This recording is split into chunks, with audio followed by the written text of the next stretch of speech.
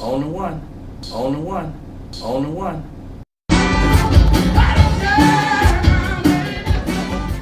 5 count. 5, 4, 3. This is John J. Fahey, a very special welcome to a very special program, thanks to Ted Lewis, who's producing the segment right now.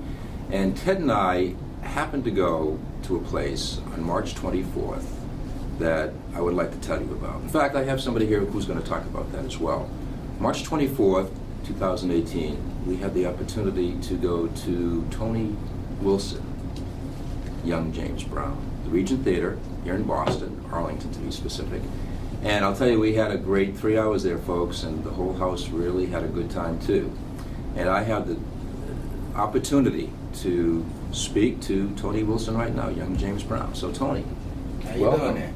It's a pleasure to be here with It you. meant every word I said, Tony. Ted and I had a great time, and so did everybody else at that performance. Oh, it was wonderful doing it. I had to do it. You know, I came here, I was on tour with the Isley Brothers, and we sold out at the Wilbur Theater, and actually in January. And then I realized, wait, I'm in Boston. I have to do something, you know. And in Boston, now folks, for those who are historians out there, and maybe if you're not, it might be a good thing to know about, 50 years, exactly, Tony, right? 50 years, Right. pretty much. Yes. 50 years from the date right now, a very important event took place here in Boston. Tell us a little about that. Actually, its actual date was right after Martin Luther King's assassination, April 4th, 1968. And this was April 5th, 1968, and that's when the Mayor White got with James Brown, decided it was best to have this concert and not cancel the concert. So it was a very historical thing, and it hit me like a jet rocket right when I realized, wait a minute, I'm in Boston, you know, and I didn't see anything that anyone was doing, you know, for this upcoming anniversary. So I had to step in. And it's a big anniversary. It's the big 5-0, It's the 50th big anniversary. 5-0. Absolutely. So it can't be ignored. And at least the good news is that we got with the city and we got cooperations and everything. So we're working on some bigger things that are happening now. And we're going to talk about that a little later Sure. in the interview. So let's talk a little about you. Okay. Welcome to Boston. Thank you so much. And I saw Ted and I saw the performance. It was great, just like Young James Brown. Yeah. I mean, just like Young James Brown. Got to do it. And where did you grow up? And give us a little about your background. Well, I grew up in Chicago, Illinois. Born and raised on the south side of Chicago. I grew up, my godmother is Martha Reese, Martha and the Vandellas. My godfather is Marshall Thompson from the Shylights. And so I was always locked into the music. I jumped on the stage with James Brown in 1968. Actually, it was February, and at the Regal Theater. And so I've always made sure that I kept entertainment and music a part of my life. Actually, Yeah. you were always in music, it sounds like, right? I have to be. Right. And, you know, coming up, I stayed away from the gangs, I stayed away from the drugs and all that. Coming as a kid, I hung out with the right kids. I really spent most of my time at the Chicago Park districts where they had ping pong and tumbling and martial arts and all that kind of stuff. And that comes right across, after school. and that comes across in the performance as well. Oh, yeah. Well, I went right straight into, from grammar school, went straight to the park till our mother got home. So I grew up and did a lot of different things, trying to get the kids involved in music and that type of thing, you know. So. Now, how did you get involved with James Brown and actually impersonating James Brown? Well, I don't call it impersonating on my end because there are great impersonators out there, and it's a difference between impersonator and tribute artist. The impersonator wants to look exactly like him and do exactly what Okay, he that's does. a good distinction too. So Yes. you consider yourself a Tribute artist. tribute artist. Right. Well, tribute artists are people who, they don't have to actually look like them, but they have the mannerisms naturally. They don't try to be or look or any of that kind of stuff. I've been wearing my hair like this from day one. Yeah, but when we watched Yeah, that, so- when we were watching that show, that was James Brown on stage. It was, you know, but just like any actor or artist, if you're working and you're doing an artist in tribute, but you're putting a lot of you into that, some originality on top of that, that's what comes across. Like James Brown, he does splits, I do flip splits. Michael Jackson moonwalks on his feet, I moonwalk on my head. So It's honoring. it's different. It's It's honoring the them, performance, right? and especially when I'm with the same exact band that the artist had. Now, did you ever meet Brown personally? Of course, I worked with, we did 2 movies together. One called Funk Blast, and that was the Microsoft tycoon. He had a big museum called the EMP Museum in Seattle, and he created this thing called Funk Blast. So if you look at this building, it looks like Jimi Hendrix's broken guitar from a helicopter view. And it's in Seattle near the Space Needle. And so we did this show called Funk Blast, and we had every funk artist you could think of, from Sly Stone to Maceo, everyone. So after I did that, we did another one that Tony Scott and Willie Scott, you know, Tony Scott is deceased now, and they made lots of blockbusters. Well, it's called Beat the Devil. It's BMW Films. They had a lot of short series films, sort of like The Twilight Zone. It comes on for like 15 or 20 minutes and goes on. So we did that, and James Brown flew me all over the world and watching how to not only conduct a band, but how to know how to treat your musicians when they're working for you, and how you want them to act and dress and be, because everybody's the whole package. It's not just him. Anybody that's not together on the one is going to make the whole group look bad. So, and that came across out on that stage. Absolutely. Too, because everything worked, no pun intended, but everything worked in concert. Exactly. It really did. I mean, including Judy Lee. Right, Judy Lee. Yeah. Everything just seemed to work and fit. Absolutely, and it did. Because everyone has a part, they have a role to play, and they play their role. And if James Brown gave out specific songs, licks on the guitar, he knows what he gave, so he can turn around and start finding them, because he knows that's not it. Or he'll turn around and see that they're looking at the girls, the dancers, and then he sees everything. Now, he had a great influence on you. Oh yeah, he had a big influence on me. But now I started off working for Michael Jackson. I worked for Michael Jackson, yeah, for 3 years. I was his decoy in the 80s. As a matter of fact, Don King is the one that hired me. Because, you know, Don King did the Jackson. The big promoter, yeah. Yeah. So it was really nice working with Michael and being a decoy. And, you know, I popped my head out the window and shake. I got on the Oprah Winfrey Show from it.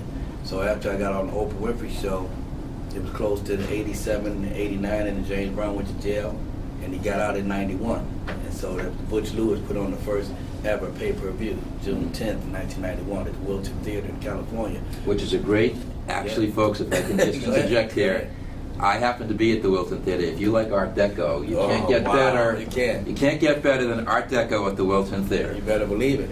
So from there, they had this big James Brown all-time dance contest because of the release of James Brown and him being there.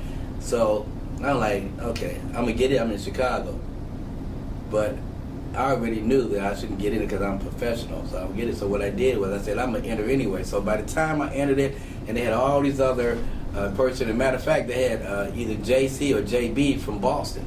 He was there, but it was like at least 600 James Brown guys from all over the place. So we all got together, and Sherman Hensley from Amen, you know Sherman, and Bootsy Collins and all these guys were the judges.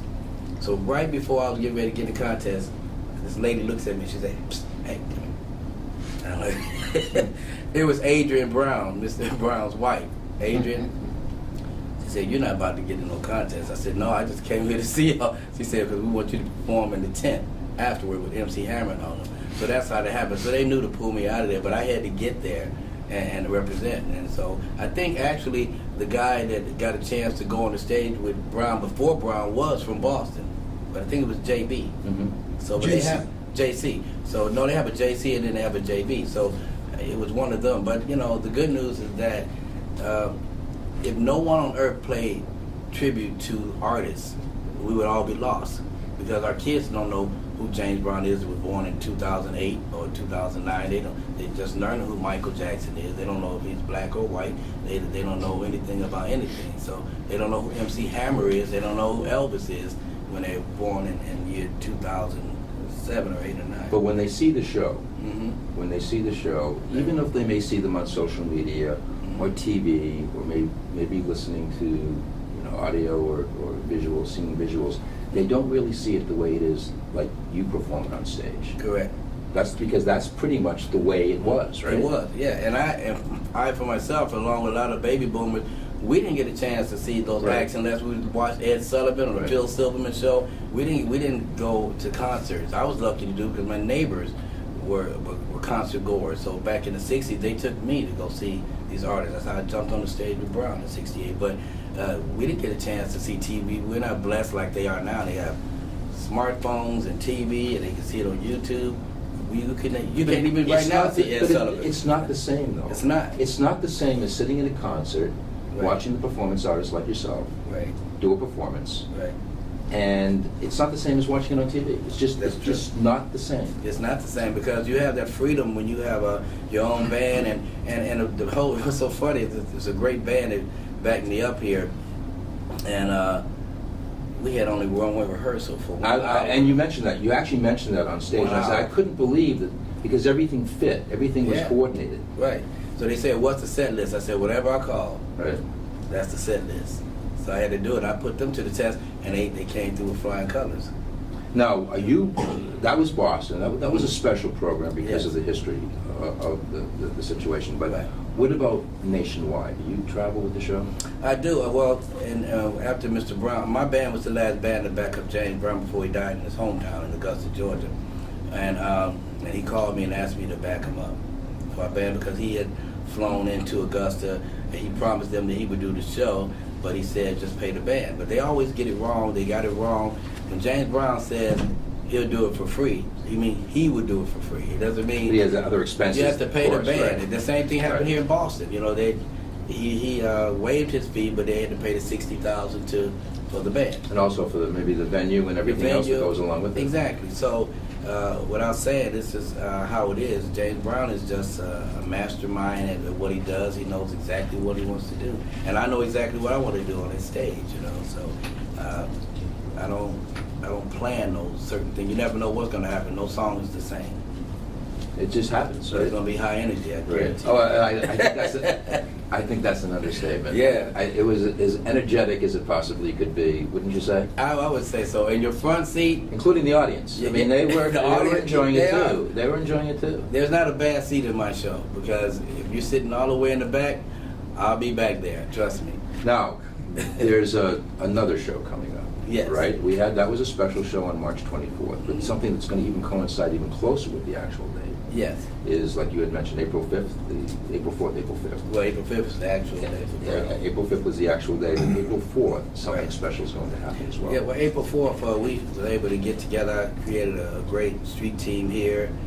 B.A., Cliff, Wanda, a lot of people that came together, Nathan, and you know, we just got together and I said, we have to do something on the 4th. This is MLK. It's also his 50th Right. anniversary. Right. So we started looking at colleges and stuff to do it. And I said, well, I want to do it at an African-American college or close to it as possible. And I want it to be free. So we immediately started working on that. And we got Roxbury to host it as well. We got a cooperation from the city, from the mayor. And it's going to be a free concert at Roxbury Community College, which they call RCC. RCC, which actually, folks, is not too far from where we're standing, where Tony and I are right now, not far from the B&N studios. Mhm. It's right here in Boston, as a matter of fact, right here, local, right here in Roxbury. That's right, and we're going to be backed by the Brother Walk Band, and they are awesome.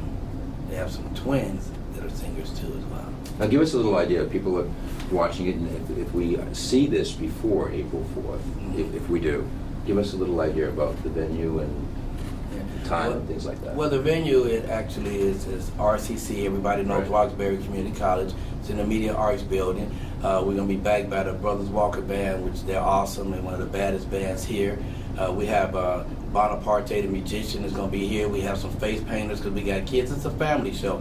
So we have Cliff C1 put together, some other schools and dancers that are going to appear and come out. So this is a huge free concert. We're going to reenact James Brown 1968. We're going to do all of his hits, all the hits that you know.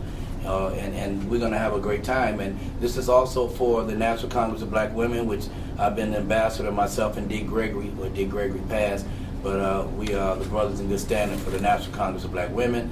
And we're going to also open up a chapter here. And we have our 501c Music for Kids. And that's where I'm really at with this, to get these kids involved. Because if the kids were into music and they did not take the music teachers out of schools, it wouldn't be these marches that they're having. And that's what you and so forth. Judy Lee. Judy Lay. Right. They're involved with heavily Right. in Chicago, right? Right. Well, Judy Lay is our surprise act. Well, people could not figure out what a Chinese violin player, how she fit into a James Brown show. We're not going to give that away. We're going to say, come and see it. Judy Lay is world renowned. She's Chinese. She's have these massive orchestras in Chicago, and together we got together and teamed up Classic Soul Team, and we paid teachers to go into schools and teach the kids drums, funky drums, cello, violin, all these instruments. And so this is totally free, but we actually pay the parents to come into it and use their skills as a teacher and just teach these kids music for kids worldwide. So I'm really happy more than anything about the Brothers Walker Band, because they're band. I looked at their YouTubes, and we got Richie Rich is going to be on the show, and a lot of people just came out. It's a free event, folks. You got to come April 4th, and we're going to have a meet and greet from 5 to 6:30. And they can meet and greet with young James Brown, and some of the other artists are going to be on there, and we are going to have a ball. That's all I can tell you. We're going to lift up Martin Luther King, because he's worthy of being lifted up, and this is something that we're not going to give away everything, but if you come from 5 to 6:30, you can meet and greet with the band, and from that time we're going to take it on, and we're hoping the mayor will show up with the proclamation to make April 5th the official James Brown Save Boston Day.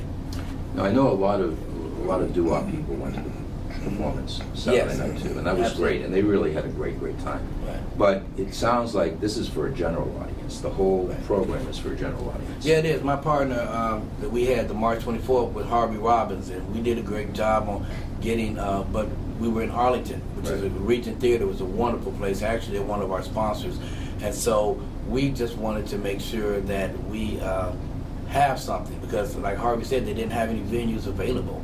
So we had to take what we could get, and we did do it, and I think it was successful. Right. And I think that people came out and had a good time, and Harvey's with the doo-wop Hall of Famers, and he did a good job at doing what he does. So there's more to come of what we're doing. But this thing is for Boston, because Arlington is Arlington, Right. and this is Boston, and it's free. So come on out April 4th. The Brother Walker Band's going to be out there. Bonaparte, the musicians out there. C1 has his team of people. BA is going to be running our security and high-end, and of course Nathan's over there, and Wanda.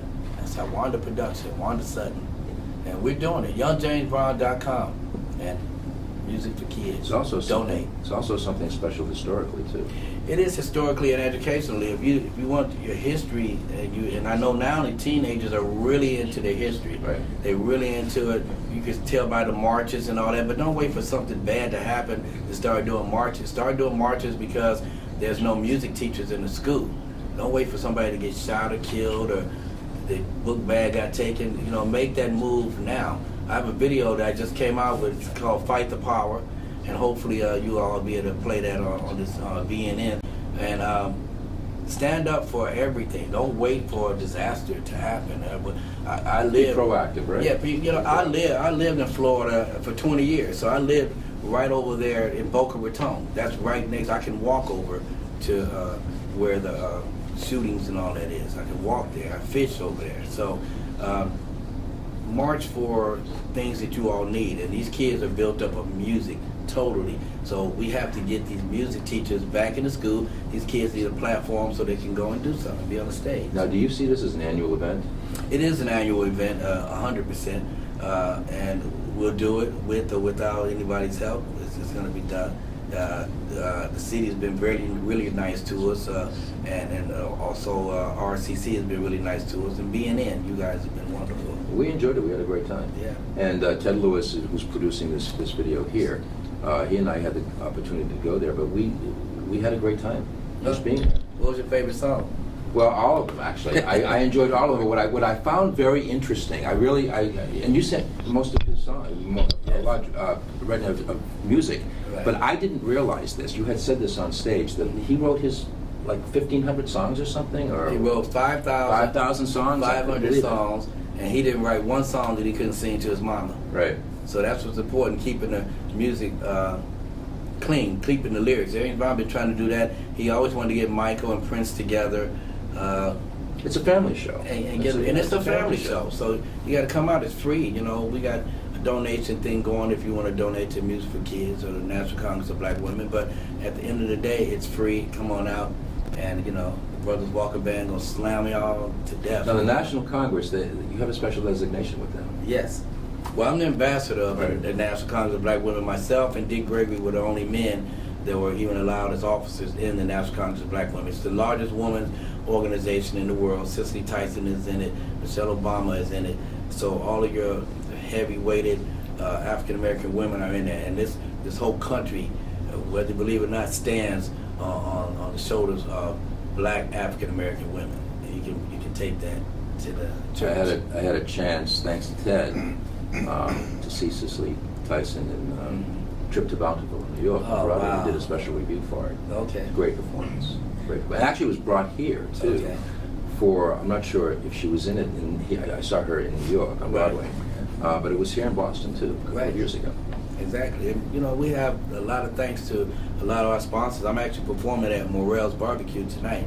We're doing some things, and my buddy Mark Harris set us up on the radio station, one of the DJs. So I know we can do shout-outs all day of sponsors. We have so many: Imprint, BA, C1, Wanda Sutton, Brother Walker Band. Now we're doing this on March 30th, folks, and this is a tape. You know, this is not live like the show that you usually see us on. But if this is on before April 4th, Right. you'll have the chance to put that on your social calendar and go over to Roxbury Community College and have a great time. If not, hopefully you'll come back and we'll be back here soon. We'll be back and do something. I'm always be in this town. I'm worldwide, so I have to do it. So that not only national, international, right? International, yeah. I was saying that when Mr. Brown passed, Boosie Collins, my bass player, he hired me to front the original James Brown Band. That's how I got that title. And Boosie Collins Productions is one of the. If everybody don't know who Boosie is, then I don't know. But he did a world tour. We did the USA, of course. We did Japan. Japan is the Fuji Rock Festival, 80,000 people. So you can just go to my YouTube, Young James Brown. You'll see everything on my website, youngjamesbrown.com. So we went everywhere. Ireland. That's why I said I told the mayor when I was walking beside him in the parade that I was. He looked at me like, "What are you doing?" No, actually, on television, I have to say, no, on TV last week. I was a leprechaun. On TV, but you know what stood out though? I have to say, What? Actually, I was watching it a little bit on TV. You're very good in calisthenics. I mean, you were pretty good on that street. Oh yeah, I had to. I was looking for Ted. I'm like, where is he? I flip over here, don't see him. Flip over there. Ted's like, they're blocking me. But that was a good promo for the show on Saturday, I think so. And a lot of people who didn't have the chance to know about that, and a lot of the people in the doo-wop world were there too, and they really enjoyed it. Yeah. But you know, it's for everybody. Like I said, it's a family show. It's a is. general audience, and it was good to tell people that hey, we're here. Look, if I can be African American and get into an Irish parade in all green sequins, then you guys can stay on the one on what you do. You know, this wouldn't have happened without my team, without BA, C1 got me in right there. Oh yeah, everybody enjoyed. I would imagine. And Wanda. Yeah, it's everybody that went to it really had a great time. And I had fun. Yeah. And it was wonderful to be received by not only the mayor but the commissioner, the chief of police. And they didn't have no problem with me walking behind them doing flips and all that kind of stuff. They kind of enjoyed it. And the governor, and he was running all over the place. Hey, you know, that's the second most popular St. Patrick's Day parade in the nation, as far as I know. Right after Manhattan, right after New York City. It's a pleasure to talk to you. Yeah. And have a conversation about all the things that you're involved with. Anything else you'd like to talk about something happening in the future with you, or are you coming back to the city?